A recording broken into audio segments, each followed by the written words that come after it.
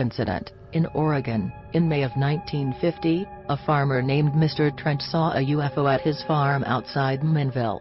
According to Mr. Trent, his wife Eveline first spotted the object, a silvery, metallic disc. She was outside feeding her rabbits when it appeared in the early evening sky. She called out to her husband, who came outside and watched for a couple of minutes. He then went and got a camera, and took 2 pictures before the object sped off to the west.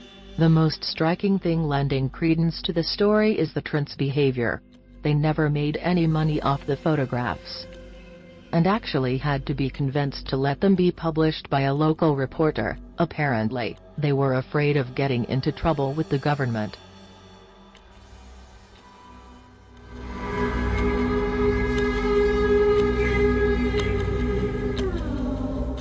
Mariana Incident. In 1950, on the night of August 15, minor league baseball manager Nick Mariana became the first person to capture film footage of a UFO.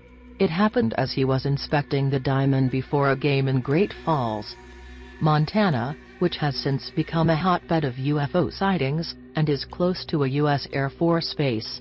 Mariana was able to capture 2 bright dots streaking across the sky on his 16mm movie camera, which he says he routinely kept in his car.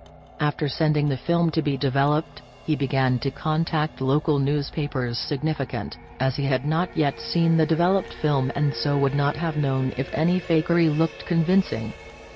In October, he wrote a letter to the Air Force and was interviewed at Malmstrom Air Force Base.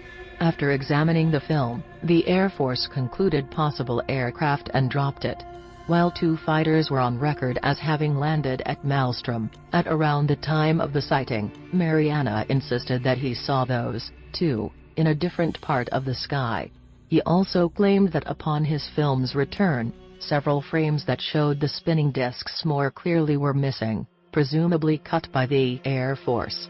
While the debate has never been resolved, the incident kicked off decades of over 100 sightings in Great Falls, and prompted the renaming of the minor league baseball team to the Voyagers.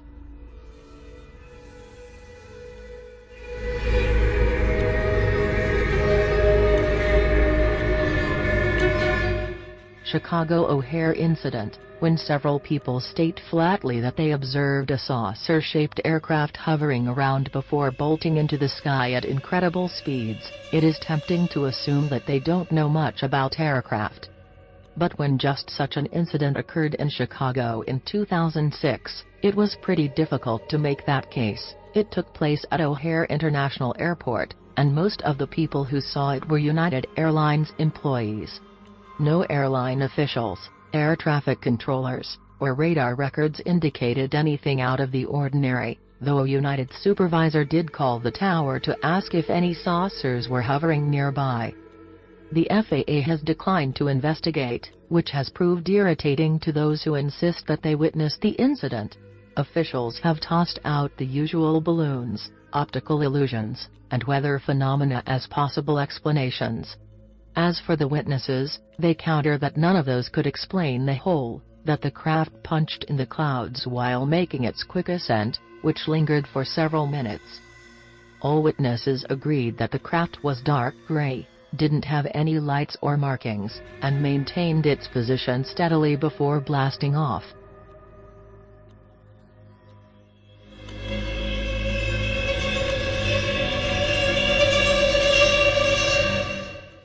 Edwards Air Force Base sighting. One can't blame the U.S. Air Force for being sensitive about matters involving UFOs. In 1957, one supposedly landed at Edwards Air Force Base. If that sounds like an insane myth, keep in mind that it was allegedly caught on film and was reported by Gordon Cooper, a test pilot and astronaut in the United States' first manned space program. He was at Edwards supervising the installation of a new precision landing system at the time, and his account of the incident was pretty unambiguous. "I had a camera crew filming the installation when they spotted a saucer. They filmed it as it flew overhead, then hovered, extended 3 legs as a landing gear, and slowly came down to land on a dry lake bed. These guys were all pro cameramen, so the picture quality was very good. The camera crew managed to get within 20 or 30 yards of it, filming all the time. It was a classic saucer, shiny silver and smooth, about 30 feet across. It was pretty clear it was an alien craft. As they approached closer, it took off.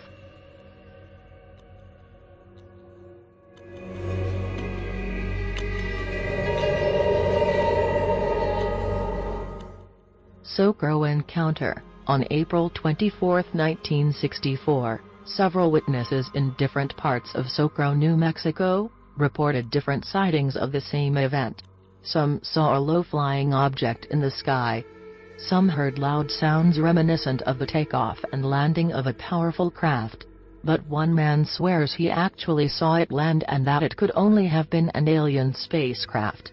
His name was Lonnie Zamora, and it was such an astonishing encounter that it distracted him from the high-speed chase he had been engaged in when he first caught sight of the craft. At the time of the sighting, Mr. Zamora was an on-duty Socro police officer. What grabbed Officer Zamora's attention was a gigantic cone of blue light rising thousands of feet into the air, which he took to be flames. Abandoning his pursuit, he went in the direction of what was presumably a crash or a miner's shack explosion, and that was when his day got really intense. He spotted a vehicle in a gully, then two small humanoids glimpsed from the corner of his eye seemed to jump at his approach before disappearing. He parked the vehicle and got out, then heard a series of metallic clangs coming from the gully. The source was a huge, metallic oval object standing on girder-like legs. Immediately, a bluish flame shot out of the bottom of the vehicle. And it rose before taking off quickly and silently, vanishing into the distance as the officer got on his radio to report what he had just seen.